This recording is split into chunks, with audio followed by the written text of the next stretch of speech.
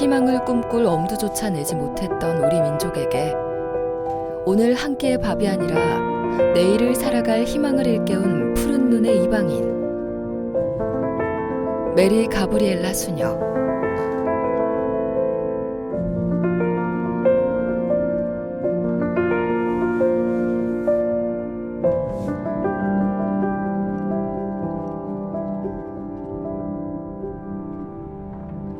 은둔의 나라를 밝힐 작은 등불이 되게 하소서. 메리놀 선교회 소속 27살의 한 수녀가 한국 근대사 속으로 성큼 걸어 들어왔다. 선교를 위해 찾아온 한반도는 어목한 일제강점기, 참혹한 굶주림의 땅이었다.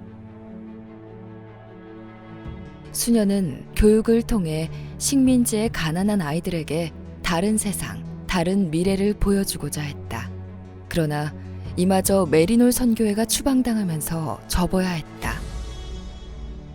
6.25가 발발했다는 소식을 듣자 가브리엘라 수녀는 포화 속에 남은 이들을 다시 찾는다.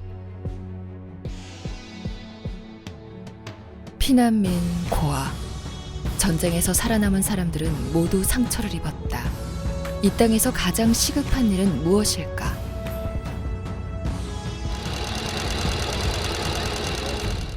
어머니를 도우면 어머니는 자식을 사랑으로 구하고 주변 가족들까지 구할 것이다.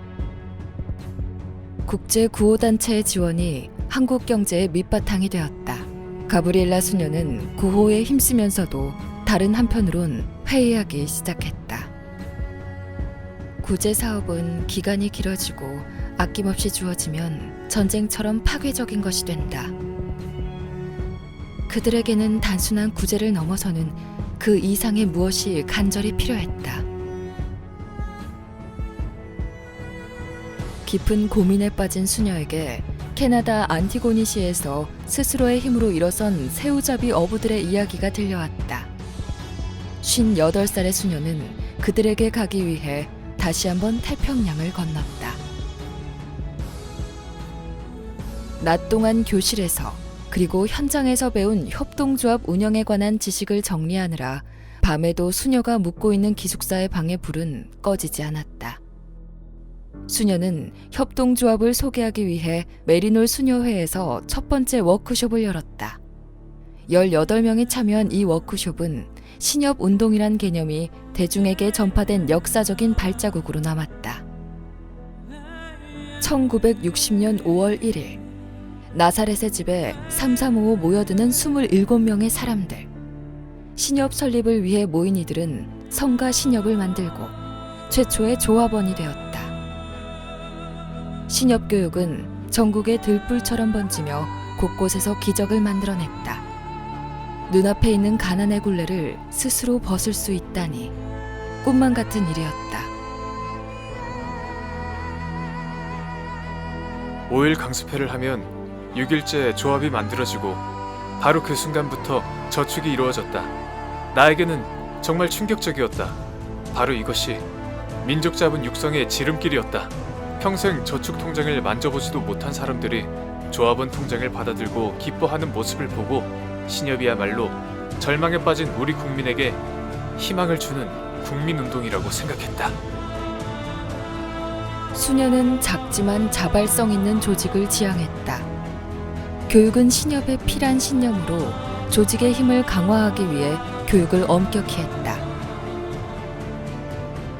이제 밝은 사람이 아닌 약속을 잘 지키는 사람, 이웃을 위하는 사람을 길러내기 위해 오직 사랑을 실천하기 위해 이 운동이 퍼져가야 합니다.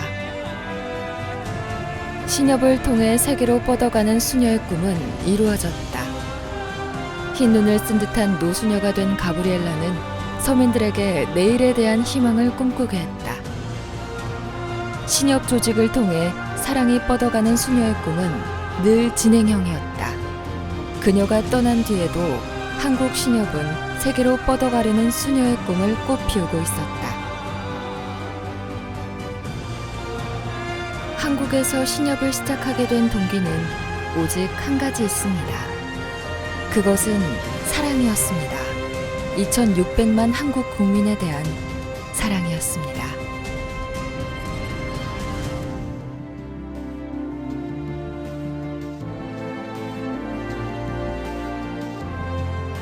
신협은 경제적으로 고통받는 국민을 위하여 경제적 약자를 위한 금융을 실천하기 위하여 이 땅에 태어났다. 신협의 존재 이유는 서민과 함께 서민의 편에 서서 서민들을 행복하게 하는 길이었다.